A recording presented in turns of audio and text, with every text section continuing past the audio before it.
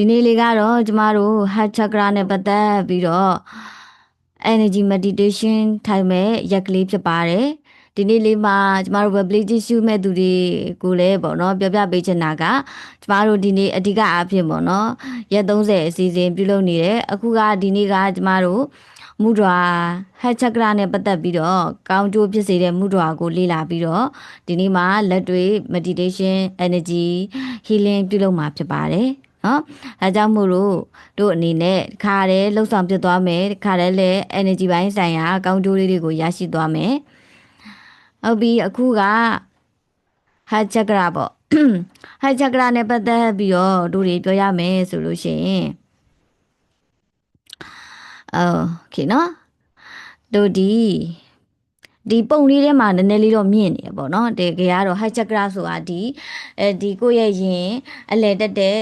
ဘဟုနေရာလောက်မှာ heart chakra ဆိုတာရှိတယ်ပေါ့နော်ဒီ chakra ဆိုတာကတော့ဒူစွမ်းရင်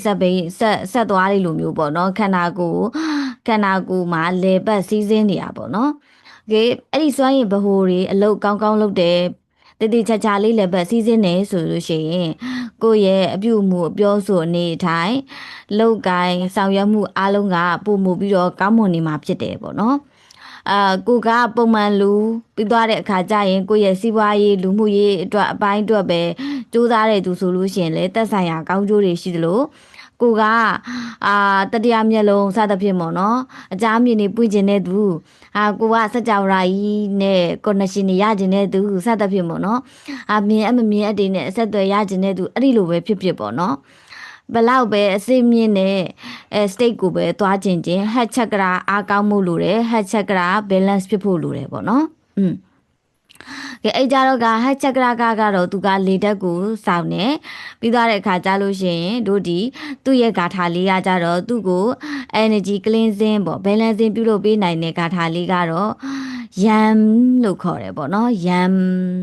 အဲ့လိုနော်ပြီးသွားတဲ့ခါကျရင်သူ့ရဲ့အယောင်လေးဆိုတာဘယ်လိုလဲဆိုလို့ရှိရင်သူနဲ့ပတ်သက်ပြီးတော့ energy cleansing လုပ်မယ် balancing လုပ်မယ်ဆိုလို့ရှိရင်ကိုရီအနေနဲ့ဒီမြစိမ်းရောင်ပေါ့နော်အစိမ်းကိုမှမြစိမ်းရောင်ဆန်အစိမ်းလေးကိုတို့တွေကအာယုံထဲမှာမြင်အောင်ပြီးတော့စိတ်ဆွမ်းအားနဲ့ဒီ heart chakra လေးကိုတန့်စင်လို့ရတယ်အားကောင်းပြုလုပ်လို့ရတယ်ပေါ့နော်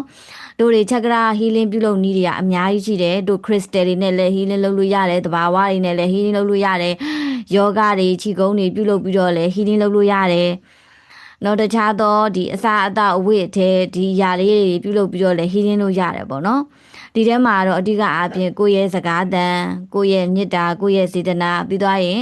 ဒီအာယုံပုံဖော်ပြီးတော့အယောင်လေးတွေမြင်အောင်နဲ့ပြီးသွားရင်မူဒရာအဓိကအားဖြင့်တော့ဒီအစီအစဉ်ကမူဒရာအစီအစဉ်ပေါ့နော်အဲကြတော့မူဒရာကိုအဓိကထားပြီးတော့သင်ရမယ်ဟုတ်ပြီနော်ပြီးသွားရင်ဂါထာလေးရွတ်မယ်တက်ရှူနည်းလေးတွေလုပ်မယ် meditation လေးထိုင်ပြီးတော့ပုံမှန်ထက်ပိုကောင်းတဲ့ energy healing meditation တစ်ခုကိုပြုလုပ်ကြမှာဖြစ်တယ်ပေါ့နော်တစ်ဆက်ချင်းဒီတစ်ချိန်ပြီးတိုင်းမှာကိုမြင်ရသည်ဖြစ်စေမမြင်ရသည်ဖြစ်စေထူးခြားကောင်းမွန်တဲ့ energy ဘိုင်းဆိုင်ရာကောင်းကျိုးတွေလူတိုင်းရရှိမှာဖြစ်တယ်နော်โอเคဒီတွေကအတိုင်းလေးတွေကိုမှတ်သွားပြီးတော့အိမ်မှာတိုက်တဲ့အချိန်တိုက်တဲ့နေရာမှာပြန်လည်ပြီးတော့လှုပ်ဆောင်နိုင်တယ်ဒါလေးတွေက self healing နည်းလို့ခေါ်တယ်ပေါ့နော်ကိုယ့်ဘာသာကိုလက်ကိုခြေကိုစကားကိုအာယုံနဲ့ပဲကို energy ကိုယ့်ဘာသာကို healing တာပေါ့နော်တန်တင်တာမြင့်တင်တာဟုတ်ပြီအဲ့ဒီကြတော့ဒီ heart chakra နဲ့ပတ်သက်ပြီးတော့မူဒွာတွေဆိုလို့ရှိရင်ကျမတို့ဒီရှေ့မှာပေါ့နော်ဒီတင်ထားတဲ့ဒီကြပန်းမှုတွာကကြတော့ကြပန်းမှုတွာလေးကကြတော့ကိုယ့်ရဲ့ heart chakra နဲ့ပတ်သက်ပြီးတော့တန့်စင်သွားဖို့ရောကိုပူချစ်နိုင်လာဖို့ရောသူများကိုဂရုဏာထားနိုင်လာဖို့ရောခန္ဓာကိုယ်စိတ်နှလုံးသားတန့်စင်မှုအတွက်ရောအယံကိုအသုံးများတဲ့ကြပန်းမှုတွာလေးဖြစ်ပါတယ်ဒီမှုတွာလေးကဒီလိုထားတယ်ဆိုပေမဲ့ကျမတို့ဒီ spiritual ဘိုင်းဆိုင်ရာ master တွေတခြားသောယောဂဘိုင်းဆိုင်ရာ master တွေတော်တော်များများဟာဒီကြပန်းမှုတွာနဲ့ပတ်သက်ပြီးတော့တော်တော်များများလေးသုံးချလေးရှိတယ် အဲ့လိုပေါ့နော်โอเคနှလုံးသားဟတ်ချက်ကြအားကောင်းရုံနဲ့မကဘူးတခြားသောတတိယမျက်လုံးတို့ပြီးသွားရင်ဒီ crown တို့ကိုအားကောင်းစေဖို့အတွက်လည်းဒီမုတွာလေးကိုသုံးတဲ့အပိုင်းတွေရှိတယ်ပေါ့နော်ကဲအဲ့ကြတော့ကကျမရဲ့ဒီရှေ့ပိုင်းနေမှာကဒီကြာပန်းမုတွာနဲ့ပတ်သက်ပြီးလေ့ကျင့်ပြီးသားဖြစ်တယ်ပြီးသွားရင်ဒီအစီအစဉ်မှာလည်းရှေ့တုန်းက4-5ရက်လောက်မှာကြာပန်းမုတွာနဲ့ပတ်သက်ပြီးတော့တို့တွေလေ့ကျင့်ပြီးပြီပေါ့နော်အဲ့ကြတော့ဒီနေ့မှာတော့ဒီကိုကြိုက်တဲ့ຢာတော့ကြိုက်တယ်လို့ရပါတော့ကိုကဒီကြာပန်းမှုတွာလေးကိုကြိုက်တယ်ဆိုလို့ရှိရင်တော့ကြာပန်းမှုတွာလေးနဲ့ဒီနေ့မှာ meditation ထိုင်နိုင်တယ်ဒီကအပြင်ကြာပန်းမှုတွာလေးကတော့ဒီကိုရဲ့ရင်ဘတ်ရှိတတ်တဲ့မှာကြာပန်းလေးကိုထားရမှာဖြစ်တယ်ပေါ့နော်ဟုတ်ပြီကြာပန်းမှုတွာလေးရဲ့ကောင်းကျိုးတွေကိုဒီအစီအစဉ်ရဲ့ခြေပိုင်းနေမှာဝင်ဖက်လို့ရမယ်ပေါ့နော်။ခဲအဲ့ကြတော့ကဒီနေ့လေးကတော့ကျမတို့ဒီအမြဲတမ်းလာနေကြဆိုတဲ့သူတွေဒီ energy နဲ့ပတ်သက်ပြီးတော့အလုပ်လုပ်နေကြမဟုတ်တဲ့သူတွေပေါ့နော်။အတွက်လည်းပို့ပြီးတော့ပညာအသိဖြစ်ဖို့အတွက်ဒီနေ့မှာ heart chakra အတွက်မူတွာတစ်ခုကိုထပ်ပံပြီးတော့သင်ပေးမှာဖြစ်ပါတယ်နော်။ကဲအဲ့ဒါလေးကတော့ HRIDAYA ဟရိဒါယမူတွာလို့ခေါ်တယ်။အဓိကအဖြစ်တော့ဒီနေ့လေးမှာအသိသင်ရမှာကတော့ဒီမူတွာဖြစ်တယ်။အသုံးတော်များတာကတော့ဒီဘက်ကကြာပန်းမှုတွာကိုအသုံးများတယ်ဟုတ်ပြီနော်ဒါရှေ့တွေမှာအများကြီးလေ့ကျင့်ပြီးသားဆိုတော့အခုကဒီဟရိဒါယကိုဒီနေ့မှာအဓိကအဖြစ်လှုပ်ဆောင်ကြမယ်ပေါ့နော်โอเคအဲ့ကြတော့ဟရိဒါယလေးရကြတော့ဘယ်လိုလုပ်ရလဲဆိုတာကိုပြီးလို့ရှိရင်လေ့လာမယ်အခုကဟရိဒါယလေးရဲ့ကောင်းကျိုးလေးတွေကိုသွားကြမယ်ပေါ့နော်โอเคဟုတ်ပြီတို့ကဟတ်ချက်ကရာဆိုကြာပန်းမှုတွာကခစ်စားတယ်အသုံးများတယ်အခုကဒီဟရိဒါယလေးကကြတော့လေကြာဒီဟိုက်ချက်ကရာနဲ့သက်ဆိုင်တဲ့ကောင်းကျိုးတွေရစေတယ်တဲ့အဲ့လိုနော်သူကတဲ့နှလုံးသားရဲ့လက်ဟန်လို့လဲဆိုတယ်တဲ့နှလုံးကျန်းမာရေးစိတ်ခံစားမှုမျှတစိတ်ခံစားချက်တွေအစဉ်ပြေရေးပေါ့နော်inner peace ရရှိရေးအတွက်မြင့်တင်ပေးနိုင်စွမ်းရှိတဲ့မုဒ္ဒရာတစ်ခုဖြစ်တယ်တဲ့လက်ဟန်တစ်ခုပေါ့နော်မုဒ္ဒရာဆိုတာလက်ဟန်ပေါ့ကဲအဲ့ကြတော့ကလက်ဟန် energy လက်မှာ energy တွေအများကြီးစီးဆင်းနေလက်မှာ energy center တွေအများကြီးရှိတယ်အဲ့ဒါကြောင့်မလို့တို့ဟာလက်နဲ့အများကြီးလှုပ်လို့ရတယ်ခြေထောက်မှာလည်းရှိတယ်ဒါပေမဲ့ခြေထောက်နဲ့ကတော့လှုပ်ရတာသိအဆင်ပြေမှာမဟုတ်ဘူးပေါ့နော်အဲ့ကြတော့လက်ကိုပဲအဓိကအဖြစ်သုံးမှာပေါ့ကဲအဲ့ကြတော့ဒီအနာဟတလို့ခေါ်တဲ့ဒီနှလုံးသားချက်ကရာပေါ့နော်အဲ့ဒီချက်ကရာကသူ healing ဖြစ်တယ်ဆိုလို့ရှိရင်အပေါ်ပိုင်းချက်ကရာတွေရောအောက်ပိုင်းချက်ကရာတွေရောပို့ပြီးတော့ကောင်းမွန်စေဖို့အကူအညီရတယ်ပေါ့နော်အထူးသဖြင့်တော့ရှေးသူတော်စင်တွေကဒီချက်ကရာတွေကိုမလေးချင်းဖြစ်တာတောင်မှသူတို့ဟာဒီမေတ္တာနဲ့ပတ်သက်ပြီးတော့ကမ္မထမ်းတွေပွားတယ်စသဖြင့်ပေါ့နော်အဲ့လိုလှုပ်ဆောင်နေဆိုတဲ့အခါမှာဒီသူတို့ရဲ့ heart chakra ကအရန်အကောင်းနေတာဖြစ်တဲ့အတွက်ကြောင့်မို့လို့သူတို့လူချင်းတဲ့တမထတွေဝိပဿနာတခြားသောအရာတွေပေါ့နော်လင်းမြန်ပေါက်မြောက်အောင်မြင်တာတိတ်ထီတွေအောင်တာကိုတွေ့ရတယ်ဒီ heart chakra အာမကောင်းမဲနဲ့တို့ဒီဘာသာရေးတွေပဲလှုပ်လို့ဘယ်လမ်းကိုပဲလိုက်ဝိပဿဘလို့ပေါ့နော်ဘယ်တမထတွေလဲဘာတွေပဲလှုပ်လို့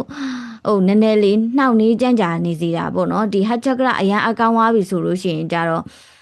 ကိုရောအများကိုရောသူကမေတ္တာထားနိုင်တယ်ဂရုဏာထားနိုင်လာတာဖြစ်တဲ့အတွက်ပေါ့နော်ဒီ spiritual ဘိုင်းတို့ energy ဘိုင်းဆိုင်ရာမှာအမြင့်ဆုံး energy ကိုသူကနေနိုင်လာတာဖြစ်တဲ့အတွက်ကြောင့်မို့လို့ကိုကဘယ်လန်းစဉ်ကိုပဲသွားကြခြင်းဘယ်အလုပ်တွေကိုပဲလုပ်နေပို့ပြီးတော့အောင်မြင်စေတယ်အဲ့လိုနော်မကွာပရိစိတ်တဲ့မဟာသမယတုတ်တွေရွတ်တဲ့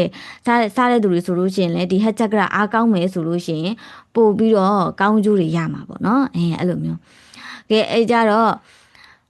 ကိုစီးပွားရေးလုပ်တယ်စသဖြင့်ပေါ့အလုပ်အကိုင်လေးအတွက်ပဲကြိုးစားတယ်ဆိုလို့ရှိရင်လေဒီထက်ပိုအလုပ်ကိုင်အောင်မြင်နိုင်စွမ်းရှိနိုင်ဖို့လူချစ်သူခင်ပိုများလာဖို့စွမ်းအားတွေလည်းပိုတိုးစေရပေါ့နော်ကဲအဲ့ကြတော့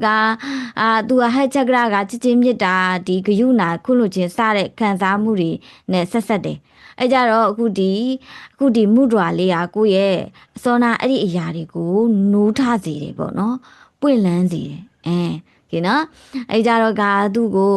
ဒီလိုမျိုးတခြားသောနာမည်တွေလည်းပေးကြတယ်သူကဒီခီးသင်းပိုင်းမှာတဲ့ဒီမုဒ္ဒရာလေးကလည်းလူသိများတဲ့မုဒ္ဒရာလေးတစ်ခုဖြစ်တယ်ပေါ့နော်ကဲအဲ့ကြတော့ဒါလေးတွေကကျမတို့နောက်မှဖတ်လိုက်ပါတင်ပေးလိုက်မယ်ပေါ့နော်ကဲအဲ့ကြတော့ကောင်းကျိုးတွေဆိုလို့ရှိရင်သူကဒီမုဒ္ဒရာလေးက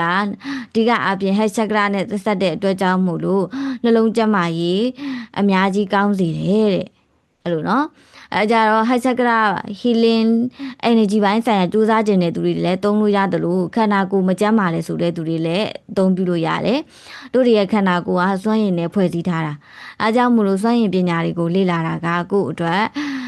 ကောင်းကျိုးတွေအများကြီးရှိတယ်ပေါ့နော်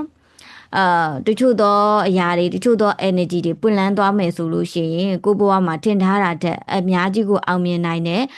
အများကြီးကိုချမ်းသာနိုင်တယ်အဲ့လိုပေါ့နော်โอเคအဲ့ကြတော့ကဒီကျမ်းမာရေးနဲ့ပတ်သက်ပြီးတော့လဲပိုကောင်းဂူးဆိုင်လို့ရတယ်ပေါ့နော်ဟုတ်ပြီနှလုံးကျမ်းမာရေးကောင်းစေတယ်စိုးရိမ်ပူပန်မှုဖြစ်စေမှုကတော့ဒါမှုတော်တိုင်းအားလုံးကအဲ့ဒီကောင်းကျိုးကိုပေးတယ်ပေါ့နော်စိတ်ခံစားမှုတွေဝမ်းနဲ့ရဒေါသထွက်တာတွေကိုမျှတာစေတယ် negative ခံစား emotion တွေကိုဟိုလိုပေါ့နော်တက်တာစေဖို့အကူအညီပေးတယ်ပြီးတော့ကိုချစ်တဲ့စိတ် self love ပေါ့နော်ကိုချစ်တဲ့စိတ်သူကိုယူနာထားတဲ့စိတ်သူများကိုလည်းချစ်တဲ့စိတ်တွေပို့ပြီးတော့မေတ္တာရှိတဲ့စိတ်တွေပို့ပြီးတော့မြင့်တင်ပေးရပေါ့နော်โอเคပြီးသွားတဲ့အခါကျဟတ်ချက်ကရာကြီးပွင့်လန်းနေမယ်ဆိုလို့ရှိရင်ဘယ်လိုရှိမလဲဆိုလို့ရှိရင်သူတို့ကအယံကိုမေတ္တာတွေ့သမျှလူကိုချစ်မေတ္တာတွေခံစားနေရပြီးတော့လောကကြီးမှာနေထိုင်ရတာပို့ပြီးတော့ဒိဗယ်တွေလည်းရှိလာပို့ပြီးတော့လည်းအေဂျင့်ကြည်လင်နေမယ်အရာဘယ်လိုပြောရမလဲချစ်ချင်းနေပဲသူ့ရှိမှာပြည့်စုံလွှမ်းခြုံနေလို့သူပုံမခံစားရမှာပေါ့နော်အဲ့လိုမျိုးအစာချေစနစ်တွေလည်းကောင်းမွန်စေတယ်ပြီးသွားရင်ကိုယ်ခန္ဓာအတွင်းအစိတ်အတောက်တွေလည်းဖယ်ရှားပေးနိုင်စွမ်းရှိတယ်ပြီးတော့အတွင်းစိတ်ငြိမ်းချမ်းမှုနဲ့ spiritual development ပေါ့နော် inner peace အပိုင်းနေလဲသူကအယံကိုအထောက်အကူဖြစ်တယ်တဲ့အဲ့လိုပေါ့နော်ဟုတ်ပြီအဲကြတော့ကအခုဒီနေ့ရဲ့မှုတော်လေးနဲ့ပတ်သက်ပြီးတော့လေ့ကျင့်ကြမယ်အထူးသဖြင့်နှလုံးပိုင်းဆိုင်ရာဝေဒနာတွေစိတ်ဖိစီးမှုပူပန်မှုခံစားနေရတဲ့ဆိုတဲ့အချိန်ဒီမှာလေ့ကျင့်လို့ရတယ်ပြီးသွားရင် energy ဘိုင်းဆိုင်ရာ head chakra ကိုမြင့်တင်ခြင်းတဲ့အခါမှာလည်းသုံးလို့ရတယ်ဝမ်းနေနေရဒေါသထွက်နေရတယ်ခံစားချက်တွေပိတ်နေရလို့ခံစားရရင်လည်းပြုလုပ်လို့ရတယ်တဲ့တို့တရားထိုင်နေစဉ်အတွင်းမှာဒီမှုတော်ကိုပြုလုပ်လို့ရှိရင်တို့ရဲ့ heart chakra opening ပေါ့နော်ပြီးတော့ inner peace ရရှိရေးအတွက်တော်တော်များများကိုကောင်းကျိုးပြုနိုင်ပါတယ်တဲ့အဲ့လိုနော်ဒါကိုအနေနဲ့ချက်ကရပိုင်းနေမသိဘူးဆိုရင်တော့ကျမရေးအတွက်သုံးနေဆိုလို့ရှိရင်နေ့စဉ်နှလုံးတွေကျမပြီးတော့စိတ်ပိုင်းဆိုင်ရာပို့ပြီးတော့တည်ငြိမ်မှုကိုရစီတဲ့အဲ့လိုနော်ကဲအဲ့ကြတော့ကအခုဒါလေးတွေကတော့ပုံမှန်လေ့ကျင့်ဖို့တို့ပြီးသွားရင်ဇွန်နာလိုတက်ရှူသွင်းရှူထုတ်ကိုယူဆိုင်ဖို့ပေါ့နော်โอเคအဲ့ဒါလေးတွေကိုပြောထားတယ်โอเคနော်အစာစားပြီးတော့နိုင်ခွက်ကြော်လောက်မှတို့တွေပြုလုပ်မယ်လက်ကလေးတွေကိုအတင်းကြီးဖိကျက်ထားတာမလုပ်ဘူးပေါ့နော်ေဒါပေမဲ့တော့ကိုဟာနှလုံးနဲ့ပတ်သက်ပြီးတော့ကောင်းကျိုးဖြစ်တယ်ကိုရဲ့စိတ်ပိုင်းရုပ်ပိုင်းကိုလည်းအများကြီးကောင်းကျိုးဖြစ်တယ်ဆိုပေမဲ့ဒီကိုကပေါ့နော်စိတ်မတောက်ဘဲနဲ့တော့ဒီလိုမျိုးအလေးအကျင့်တွေကိုမလုပ်ရဘူးတဲ့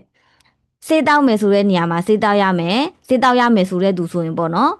โอเคအဲ့လိုမျိုးရှိတယ်ပြင်းထန်တဲ့ကျန်းမာရေးပြဿနာတွေဆိုလို့ရှိရင်ကိုကစိတ်တောက်တင်တာတောက်ရမယ်စိတ်ကူးတင်တာကူရမယ်ဒီຢာလေးတွေကိုဒါအကူအညီဖြစ်တာတို့တွေကအသုံးပြုတင်တယ်ပေါ့နော်ဟုတ်ပြီတို့တွေ Reiki တို့ပြီးတော့ရင်တခြားသော energy healing certificate တွေမှာဆိုလို့ရှိရင်ကျမတို့ပေါ့နော်နိုင်ငံခြားပေးတဲ့ certificate တွေမှာဆိုလို့ရှိရင်တို့ဟာအောက်ကလေးမှာပါတယ်စေပညာရဲ့အစားထိုးမဟုတ်ပါပေါ့နော်ဘာလို့လဲဆိုလို့ရှိရင်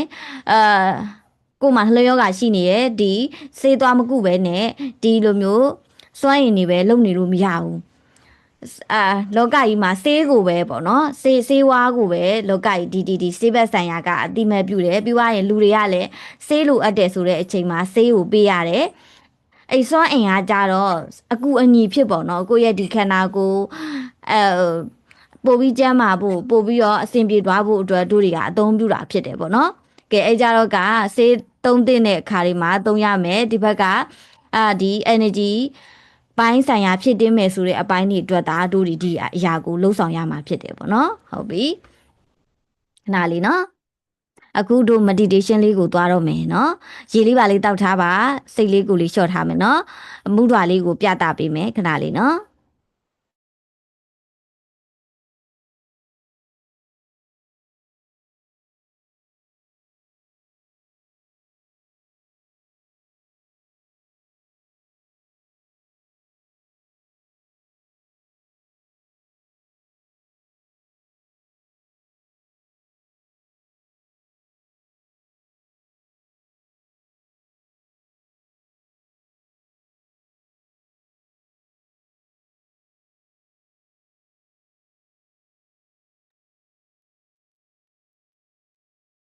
ဟုတ်ပြီ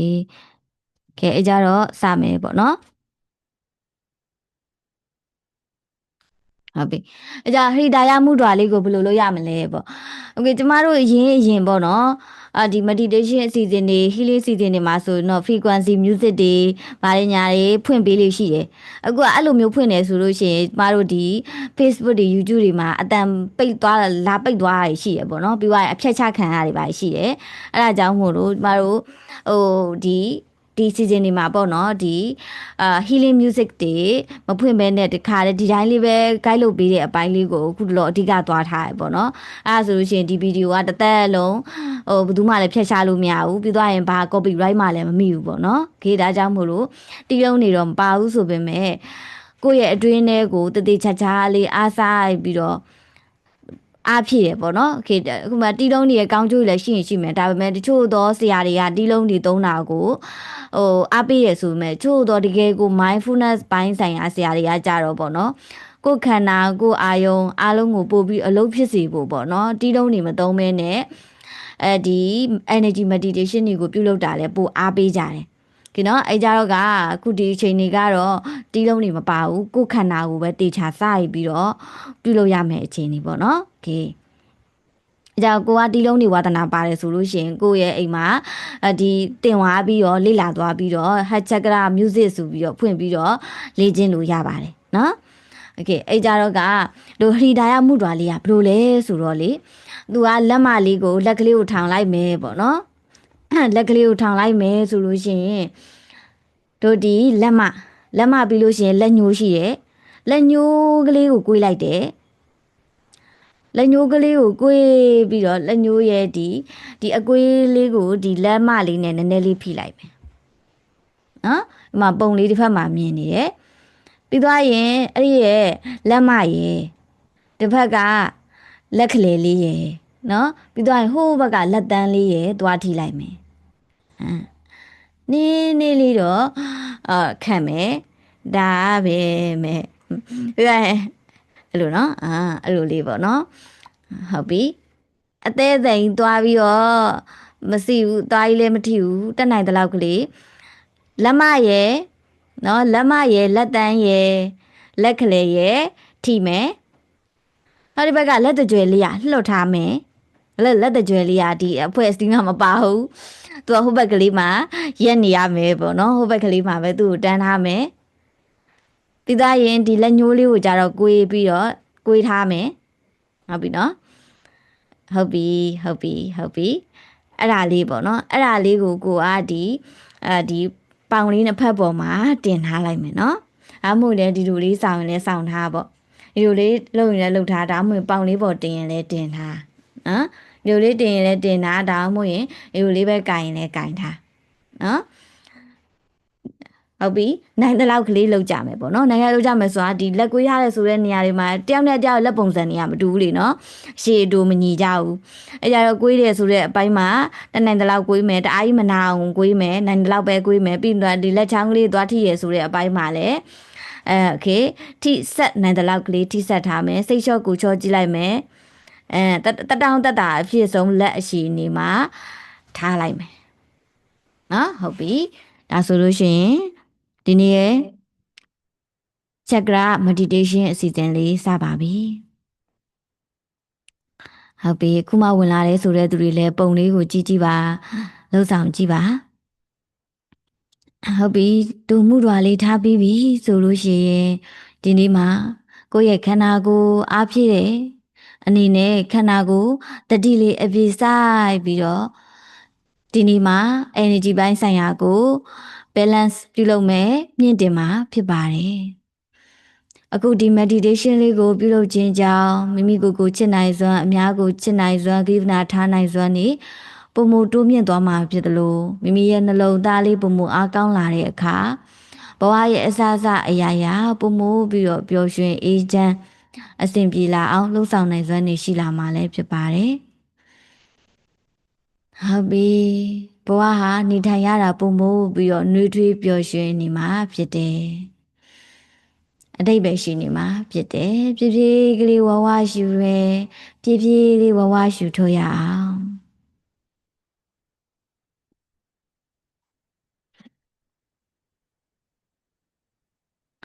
ဟုတ်ပြီတတောင်းတတာဖြစ်တဲ့အခြေအနေလေးမှာ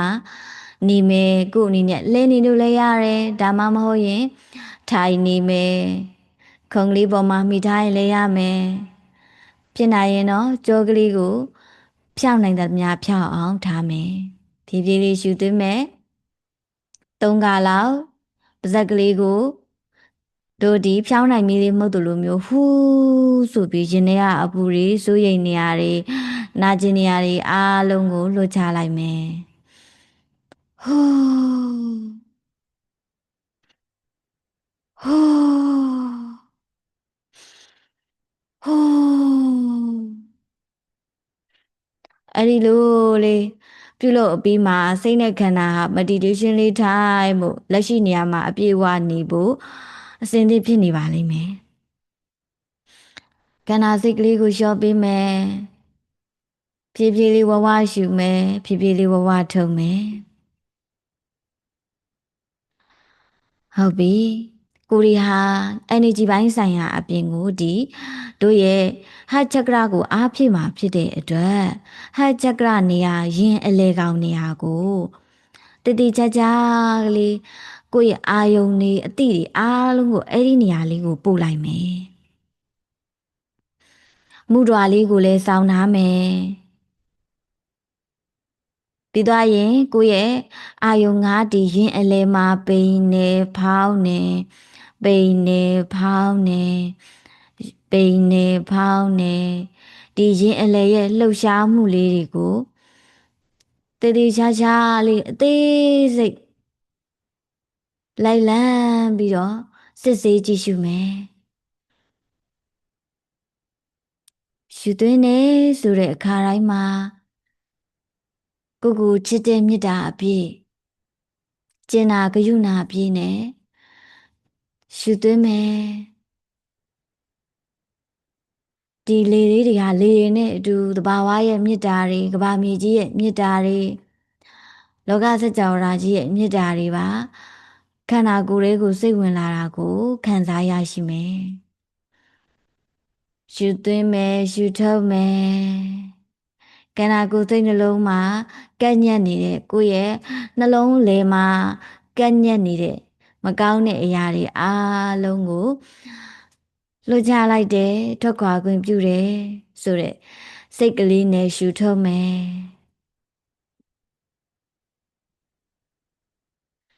အခုအချိန်မှာကိုလည်းအပြည့်အဝခွင့်လွတ်ပါတယ်ကိုဟာတသက်တာလုံးမှာညံ့ခဲ့တဲ့အချိန်တွေလည်းရှိမယ်မတော်ခဲ့တဲ့အချိန်တွေလည်းရှိမယ်ကိုအားမရခဲ့တဲ့အချိန်တွေလည်းရှိမယ်အမားတွေလုပ်ခဲ့တဲ့အချိန်တွေလည်းရှိမယ်အရာရာအလုံးအတွက်ကိုအပြည့်အဝဒီနေ့မှာခွင့်လွှတ်လိုက်ပါတယ်ကိုနဲ့အဲ့ဒီလိုခွင့်လွှတ်လိုက်တယ်ဆိုတဲ့အခါမှာကိုယ့်ရဲ့နှလုံးသားလေးဟာပုံမူကြည်လင်ပြီးတော့ခွန်အားတွေတောက်လာတာကိုတွေ့ရှိရလိမ့်မယ်အဲ့ဒီလိုနဲ့ဖြည်းဖြည်းရှုသွင်းမယ်ဖြည်းဖြည်းရှုထုတ်မယ်ရှုသွင်းတဲ့အခါတို့ရဲ့အစုပ်ကလေးဝါအောင်ထိရှုသွင်းတဲ့ထဲမှာတဘာဝရဲ့မေတ္တာဓာတ်တွေကိုပေးတဲ့မေတ္တာတွေအပြည့်နဲ့အသွေးအသားတဲ့အထိမေတ္တာတွေခံစား권ပြုမယ်ကိုယ့်ရဲ့ခန္ဓာကိုယ်ရင်းမှာကြက်ညက်ကပ်နေတဲ့ပင်မမှုနဲ့ခွင့်မလွတ်နိုင်ခြင်းတွေဒီခန္ဓာအတွင်းမှာသိမ်းဆည်းထားတဲ့မကောင်းတဲ့ခံစားချက်တွေအားလုံးနေရာမှာပျော်ရွှင်မှုအေးချမ်းမှုချစ်ချင်းမေတ္တာဂရုဏာတွေနှွေးထွေးကြည်လင်နေတောက်ပမှုတွေဟာအစားထိုးပြီးတော့ဝင်ရောက်လာတယ်ကိုယ့်ရဲ့ဆဲလေးတွေတစ်လုံးချင်းစီဟာစစ်မှန်ပြီးတော့အေးချမ်းတဲ့မေတ္တာကိုအပြည့်အဝခံစားရရှိလာတယ်ဖြည်းဖြည်းလေးဝဝရှုမယ်ဖြည်းဖြည်းလေးဝဝထုံးမယ်အဲ့ဒီလိုမျိုးပဲကိုထိခိုက်နာကျင်အောင်လုပ်ခဲ့တဲ့သူတွေကိုငငယ်ကနေခုတည်းထိစိတ်ထင်ရပေးခဲ့တဲ့သူတွေပြီးတော့ဘဝရဲ့ကြုံတွေ့ရတဲ့အခြေအနေအမျိုးမျိုးနဲ့လူတွေအားလုံးကိုအနေနဲ့ကြည်ပြူစွာ ဂယုဏတရားထားပြီးတော့ကျင့်နာစွာနဲ့အားလုံးကိုခွင့်လွှတ်လိုက်ပါတယ်အဲ့ဒီစကားလေးနဲ့အတူအဲ့ဒီစိတ်ကလေးနဲ့အတူကိုရင်ထဲက energy တဲမှာပိတ်ညက်နေတဲ့တေးထားတာတွေမှတ်ထားတာတွေတိန်းထားတာတွေကို့အတွက်ကောင်းကျိုးမဖြစ်ဘဲနဲ့ကိုဆွဲချနေစေမယ့်အရာတွေအားလုံးကိုထွက်ခွာခွင့်ပြုလိုက်ပါဟုတ်ပြီသူတို့လည်းလွတ်မြောက်သွားစေမယ်ကိုလည်းအပြည့်အဝမေတ္တာအပြည့်နဲ့လွတ်မြောက်ခွင့်ပြုပါမယ်ပြေးပြေးလေးရှုသွင်းမယ်ရှုထုံးမယ်ဟုတ်ပြီငါဟာစစ်မှန်တဲ့ချစ်ချင်းမေတ္တာတွေကိုအပြည့်အဝရရှိဖို့အတွက်ထိုက်တန်တယ်လုံလောက်တဲ့သူဖြစ်တယ်ငါပိန်နေပါစေဝါနေပါစေမိတို့အခြေအနေဖြစ်နေစေကမူစစ်မှန်တဲ့ချစ်ချင်းမေတ္တာတွေကိုမိမိကိုမိမိပေးနိုင်စွမ်းအပြည့်ငါမှာရှိတယ်အဲ့ဒီလိုမျိုးပဲမိမိနဲ့ဆက်ဆက်နေတဲ့သူတွေအားလုံးကိုစစ်မှန်တဲ့ချစ်ချင်းမေတ္တာပေးဝေနိုင်တဲ့စွမ်းရည်တွေစွမ်းအားတွေငါမှာရှိရဲ့ငါဘဝကိုငါဘဝရဲ့အရာတွေအားလုံးကိုချစ်ချင်းမေတ္တာအပြည့်နဲ့စေတနာဂရုဏာအပြည့်နဲ့ငါတည်ဆောက်နိုင်တယ်ဟုတ်ပြီအဲ့ဒီခံစားချက်ကလေးတွေကိုခံစားပြီးမယ်တစ်ချိန်လုံးမှာကိုယ့်ရဲ့ဒီနှလုံးသားရဲ့အလဲရင်ရဲ့အလဲကနေရာလေးကိုပဲအာယုံပြုပြီးတော့အလုံးလုံးနေမယ်ပိန်လေဖောင်းနေရင်ရဲ့နေရာပတ်ဝန်းကျင်မှာတင်းကျပ်လာတာခံစားရလားပြေရော့သွားတာခံစားရလားခန္ဓာကိုယ်ခေါင်းစချီအစုံမှာဘယ်လိုလေးတွေဖြစ်ပေါ်လာလဲဒီအရာလေးတွေကကိုအခုချိန်မှာ energy healing လုပ်ဖို့ကုစားဖို့တန့်စင်မှုလိုအပ်နေတဲ့အရာလေးတွေဖြစ်တယ်ဒါကြောင့်မူဒီအရာတွေအားလုံးကိုပေါ်လာတဲ့နေရာလေးတွေရှိရင်အာယုံလေးပြုရှုသွင်းရှုထုတ်ဖြည့်လျှော့လွတ်ချပေးမယ်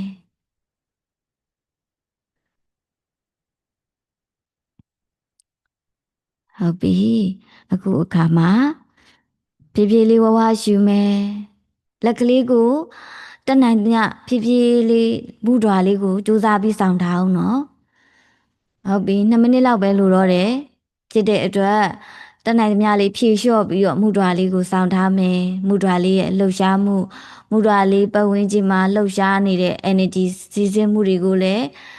သိရှိပေးမယ်သိရှိနေတယ်ဘဝလေးဖြည်းဖြည်းရှုမယ်ရှုထုတ်မယ်ယမ်ယမ်ဆိုတဲ့အရာလေးပွားလိုက်တိုင်းမှာကိုယ့်ရဲ့ယင်အလေကနှလုံးသား heart chakra မှာပိတ်နေတဲ့energy block တွေမဲအညစ်တွေကကိုယ့်ရှိကကွာဆင်းသွားတယ်အဲ့ဒီ energy လေးကဖြာလင်းပြီးတော့တောက်လာတယ်မြစင်းအောင်လင်းလေးဟာယမ်ဖြည်းဖြည်းလေးရှု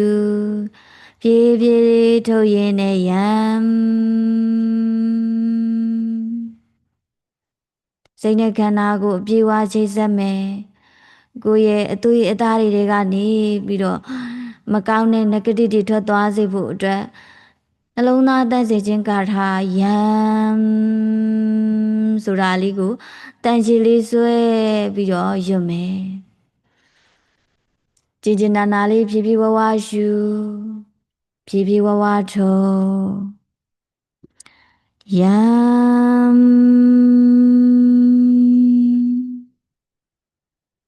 အခါရှုသွင်းလိုက်တိုင်းမှာကိုယ့်ရဲ့အလုံးသား block တွေပြေသွားသလိုအာယုံကြောမှာပူနေရတွေပင်နေရတွေနောက်ကြည့်နေရတယ်လဲပြေဆင်းသွားတယ်တကူလုံးကအေးကြည်တောက်လာတယ်ယမ်ယမ်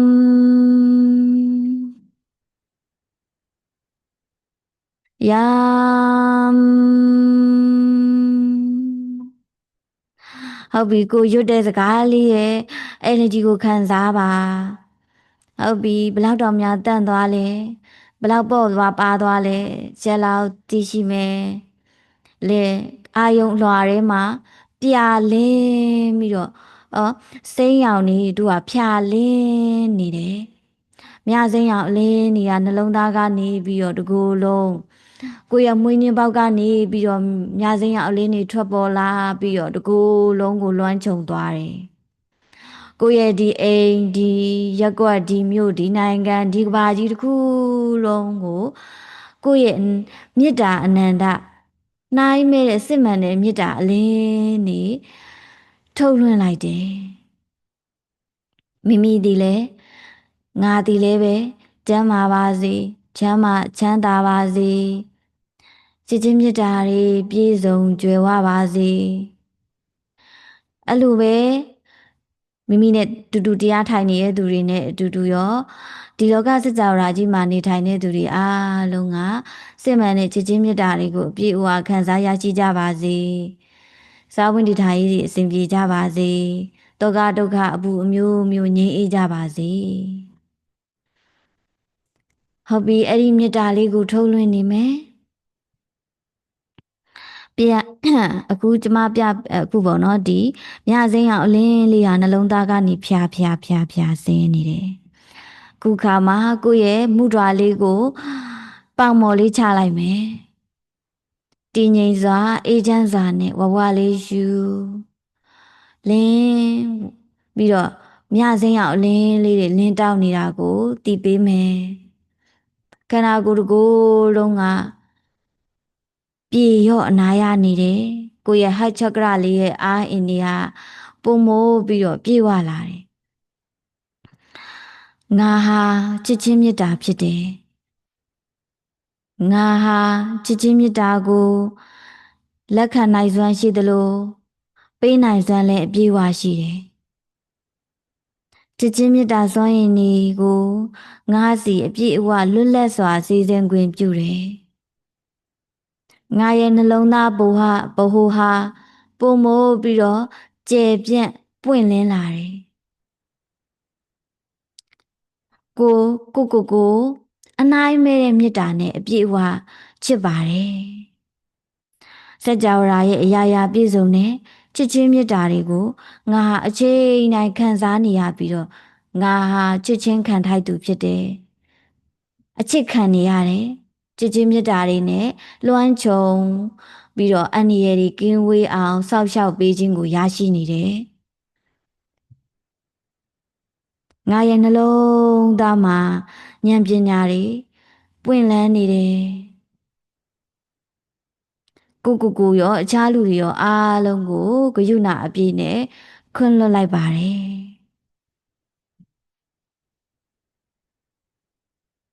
နေ့စဉ်နေ့တိုင်းချစ်ချင်းမေတ္တာကိုရွေးချယ်ပြီးတော့ကိုရောအများကိုရောဂရုဏာနဲ့ဆက်ဆံမှုကိုရွေးချယ်တယ်ကိုလည်းကျေးဇူးတင်ပါတယ်အများကိုလည်းတလောကလုံးကိုလည်းကျေးဇူးတင်ပါတယ်ဟုတ်ပြီကိုရဲ့နှလုံးသားလေးပေါ်လက်ကလေးအုပ်ပြပြဝဝချစ်ချင်းမေတ္တာကိုခံစားဝဝလေးရှုသွင်းဝဝလေးရှုထုတ်မျက်လုံးကလေးပြန်ဖွင့်လာခဲ့ပါမယ်